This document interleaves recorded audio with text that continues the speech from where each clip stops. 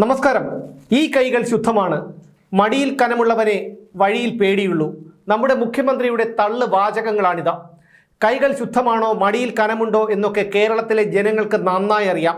മുഖ്യമന്ത്രിയുമായി ബന്ധപ്പെട്ട ചില പേരുകളാണ് Price water house Coopers, Exalogic, CMRL, Lavalin എന്നിവയൊക്കെ.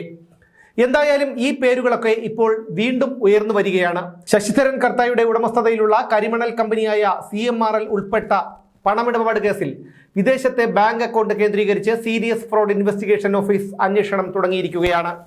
കരിമണൽ കമ്പനിയായ CMRLും പിണറായി വിജയന്റെ മകൾ വീണ തൈക്കണ്ടിയുടെ ഉടമസ്ഥതയിലുള്ള എക്സാലോജിക്കും തമ്മിലുള്ള മാസപ്പടി ഇടപാടിൽ അബുദാബിയിലെ ഒരു ബാങ്ക് അക്കൗണ്ട് കേന്ദ്ര അന്വേഷണ ഏജൻസികളുടെ നിരീക്ഷണത്തിലായിരുന്നു.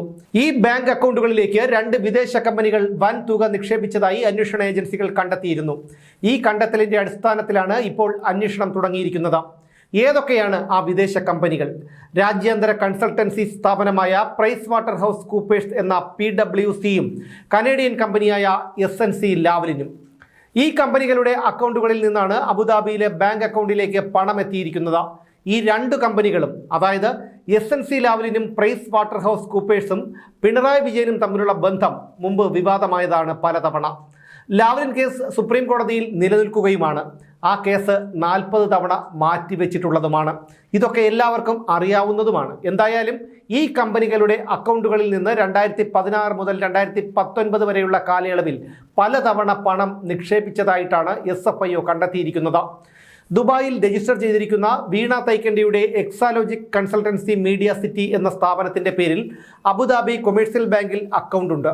വീണയുടെയും മുൻ ഭർത്താവ് സുനീഷിന്റെയും പേരിലുള്ള ജോയിന്റ് അക്കൗണ്ടാണിത്. SNC ലാവ്ലിൻ, PwC എന്നീ കമ്പനികളിൽ നിന്ന് 3 കോടി രൂപ വീതമാണ് ഈ അക്കൗണ്ടിലേക്ക് വന്നിട്ടുള്ളത് എന്ന വിവരങ്ങളാണ് ഇപ്പോൾ പുറത്തു വന്നുകൊണ്ടിരിക്കുന്നത്.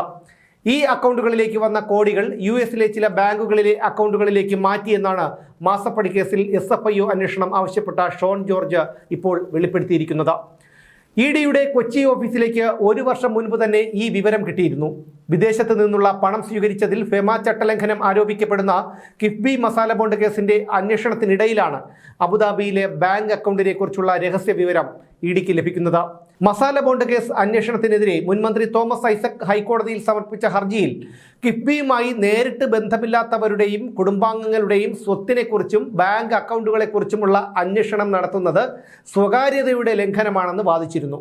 എന്നാൽ ഈ വ്യക്തികളും അവരുടെ കുടുംബാംഗങ്ങളും ആരാണെന്ന് വെളിപ്പെടുത്തിയിരുന്നുമില്ല ഹർജിയിൽ. ഇപ്പോൾ കാര്യങ്ങൾ ഏറെക്കുറെ വ്യക്തമായല്ലോ. ഇതെല്ലാം വിരൽ ചൂണ്ടുന്നത് പിണറായി വിജയൻ എന്ന ഒരൊറ്റ വ്യക്തിയിലേക്കാണ്. പിണറായി വിജയന്റെ ഓരോ വിദേശയാത്രയുടെയും മടക്കം ദുബായ് വഴിയായിരുന്നു. അതുതന്നെ ദുരൂഹവുമാണ്. അവസാനമായി കുടുംബാംഗങ്ങളെയും കൂട്ടി നടത്തിയ ഇന്തോനേഷ്യൻ, സിംഗപ്പൂർ വിദേശയാത്രയുടെയും മടക്കം ദുബായ് വഴി തന്നെയായിരുന്നു. ദുരൂഹമായി ഇനിയുമുണ്ട് പലതും. മാത്രമല്ല 2016 മുതൽ 2019 വരെയുള്ള കാലത്താണ് അബുദാബിയിലെ ബാങ്ക് അക്കൗണ്ടുകളിലേക്ക് പ്രൈസ് വാട്ടർ ഹൗസ് കൂപ്പേഴ്സും SNC ലാവ്ലിനും പലതവണ പണം നിക്ഷേപിച്ചത്. പിണറായി വിജയൻ മുഖ്യമന്ത്രിയായതും 2016-ലാണ്. 2019 ശേഷമാണ് സ്പ്രിംഗ്ലർ അഴിമതി പുറത്തു വരുന്നത്. മസാല ബോണ്ട് കേസിൽ ചോദ്യം ചെയ്യലിന് ഹാജരാകാൻ പലതവണ തോമസ് ഐസക്കിന് ED നോട്ടീസ് അയച്ചിരുന്നു. പക്ഷേ വീരവാദമടിച്ച് അപ്പോഴൊക്കെയും തോമസ് ഐസക് പ്രതിരോധിച്ചു നിൽക്കുകയാണ് ചെയ്തത്.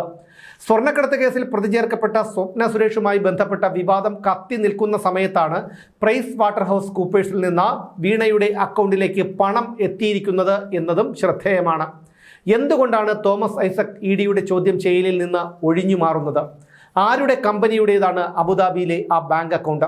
എന്തിനാണ് പിണറായി വിജയനുമായി ബന്ധപ്പെട്ട PwCയും SNC ലാവ്ലിനും അബുദാബിയിലെ ബാങ്ക് അക്കൗണ്ടിൽ പലതവണ പണം നിക്ഷേപിച്ചത്? ഇതിനൊക്കെയുള്ള ഉത്തരങ്ങൾ ഇനി പുറത്തു വരാനിരിക്കുന്നതേയുള്ളൂ.